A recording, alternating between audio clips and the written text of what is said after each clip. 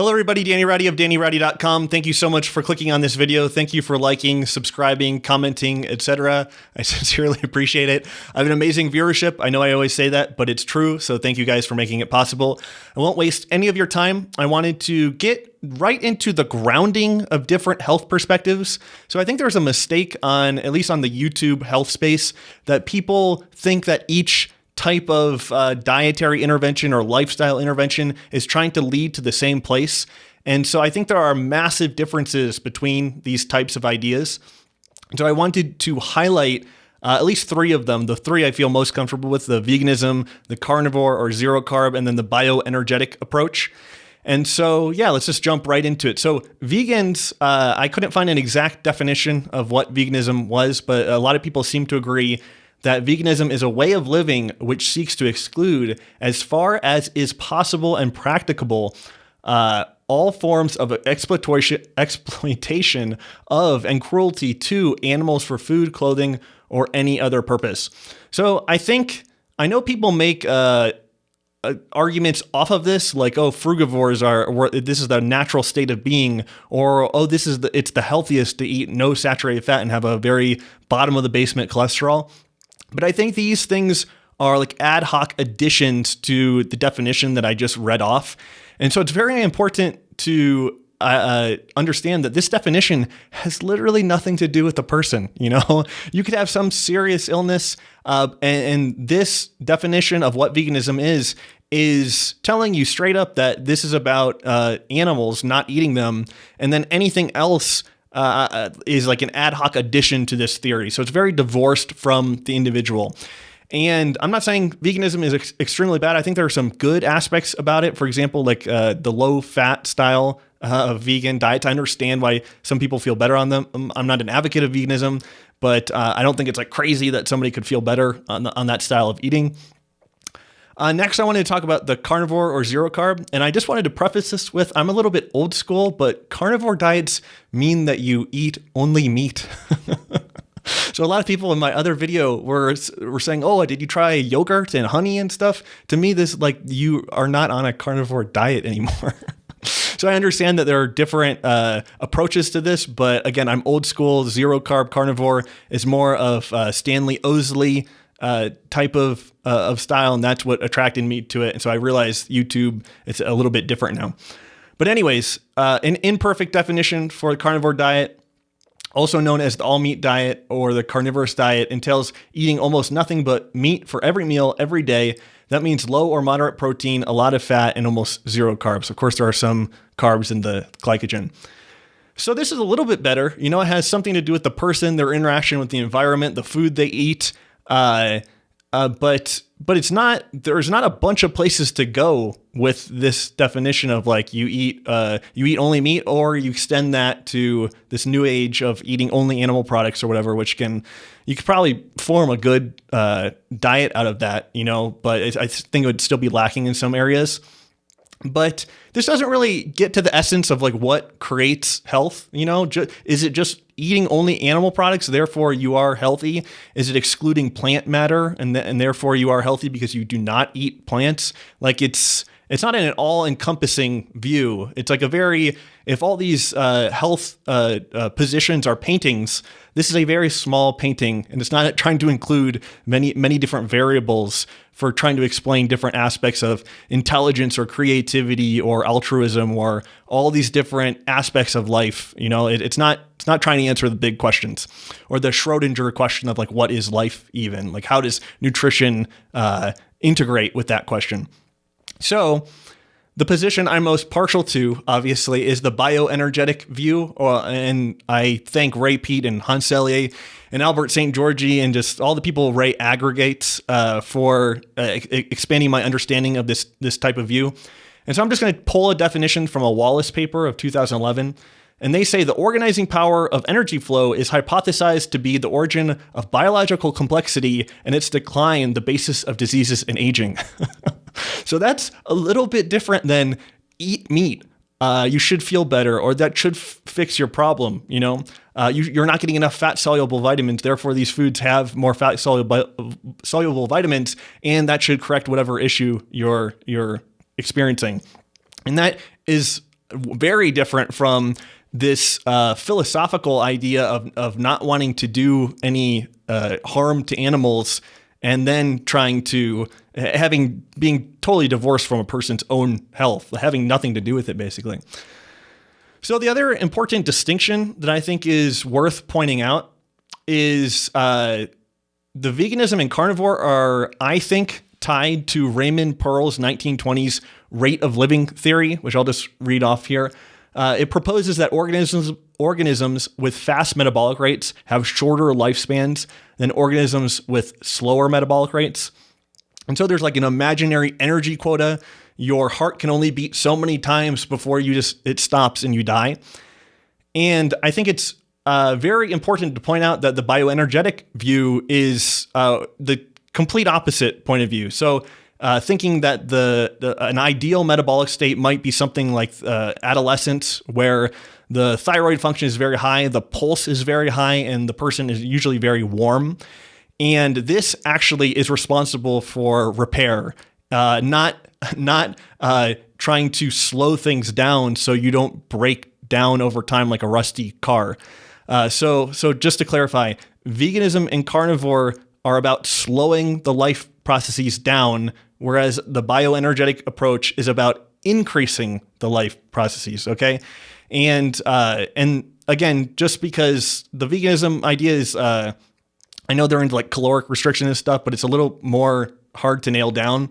But the carnivore stuff, I think, is pretty obvious. So carbohydrate restriction, fat as fuel. So the fatty acids having the pseudo hibernation-like effect of slowing the system down, promoting tryptophan hydroxylase and the production of serotonin, which is this powerful hibernation substance. Ice baths. So I understand that not every carnivore dieter or keto person is into these, but it does seem to be part of the whole lifestyle. So ice baths, slowing the whole system down.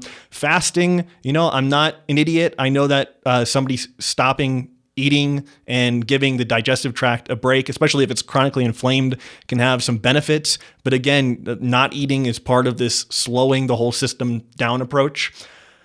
And what's kind of ironic is some of the same people will be talking about red light. And red light, I would argue, is good because it's increasing the metabolic rate. It's stimulating cytochrome C oxidase, transferring electrons to oxygen, producing carbon dioxide, and is more in line with the bioenergetic view of why somebody would notice positive health effects from something like that. So just a recap: carbohydrate restriction, fat as fuel, ice baths, fasting, veganism, just in general, low calorie kind of animal plant foods and stuff. I think those are all towards Raymond Pearl's rate of living theory, whereas the bioenergetic view has a complete opposite approach and rejects that theory. So, just one example, because a few people were saying, well, if you can't do the carnivore diet, you're not that tough, like you shouldn't be so susceptible to stress, And so I come from the school of thought about Hans Selye's version of stress, and that really being life and aging and disease being an accumulation of stress over a long period of time. And so he has a quote, and he says, "In the body, as in a chain, the weakest link breaks down under stress, although all parts are equally exposed to it." And I think in the current environment, stress is the most important thing we could be talking about, stress and energy, and them being two sides of this coin. But without getting too technical, like the ubiquity of the polyunsaturated fats, I think has impaired our own response to the stresses of life. And I think that's demonstrated by the relationship between cardiolipin, cytochrome C oxidase, and just the general transfer of electrons through the cell. And so this paper says that cardiolipin is a phospholipid found almost exclusively at the level of the inner mitochondrial membrane, where it is biosynthesized under the thyroid hormone regulation, a specific and tight association between cytochrome C oxidase and cardiolipin. And then this Lee paper from 2006, they say these results demonstrate that cardiolipin remodeling occurs with aging, specifically in an increase in the highly unsaturated fatty acids. And just to reiterate, this paper from 2012, they say cytochrome C oxidase is a highly regulated enzyme, which is believed to be a pace setter for mitochondrial oxidative metabolism and ATP synthesis. So again, the PUFA being one factor in the environment that impairs our mitochondrial metabolism, impairing a normal response to stress, and therefore increasing the effects of stress and accumulating into aging and things like that. And just to beat a dead horse, this paper by Picard in 2015, they say this work establishes mitochondria as stress response modulators with implications for understanding the mechanisms of stress pathophysiology and mitochondrial diseases. And they start the paper with central to stress adaptation is cellular energetics involving mitochondrial energy production and oxidative stress. And therefore, we hypothesize that abnormal mitochondrial function would differentially modulate the organism's multisystemic response to psychological stress. And one of the reasons the mitochondrial metabolism is very important is the production of carbon dioxide, which you will produce proportionally less of on this kind of keto or low carb or carnivore style eating. I guess it depends with veganism what your diet was like, but carbon dioxide, I think if you want to base your diet around the production of carbon dioxide, I don't think that would be a bad idea. And likewise, it wouldn't necessarily only be about your diet. You can move somewhere with a higher level of carbon dioxide, and that might be better than toying around with your diet. And likewise, maybe if your thyroid function was really low, you taking thyroid might be more productive than searching for the perfect diet or whatever like that. And I won't get into all the details here, but Yandell Henderson in 1940 said that carbon dioxide is the chief hormone of the entire body. It is the only one that is produced by every tissue and that probably acts on every organ. He also called it the breath of life. You cannot use oxygen, an oxidant, constructively without enough carbon dioxide. And it has anti-lipid peroxidation effects, anti-oxidative stress effects, and it's just like an endogenous antioxidant, very important for resisting reductive stress. And so Chris Masterjohn has written about this, the carbon dioxide being a cofactor for using vitamin K. So this is another reason that diet really isn't everything, and your metabolism is part of that dietary conversation, because if you're not producing lots of carbon dioxide, your thyroid is very low. Chris Masterjohn says the greater the supply of carbon dioxide, the better vitamin K can do its job. And he has a great 2012 paper about it. And the absolute last thing I wanted to talk about was just the idea of what is healthy, So in my view, thyroid, the lack of running on cortisol, adrenaline, prolactin, aldosterone, that I think promotes a more childlike behavior. I suspect it does.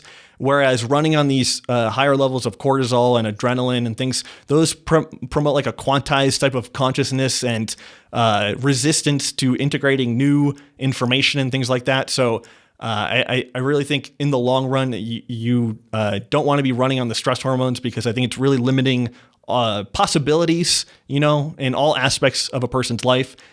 And so I think this is best demonstrated by a book in 1959 by Ernest Schatchel. And he says, the drive to seek out and explore the new is strongest in childhood of animals and men in the period of exploratory play.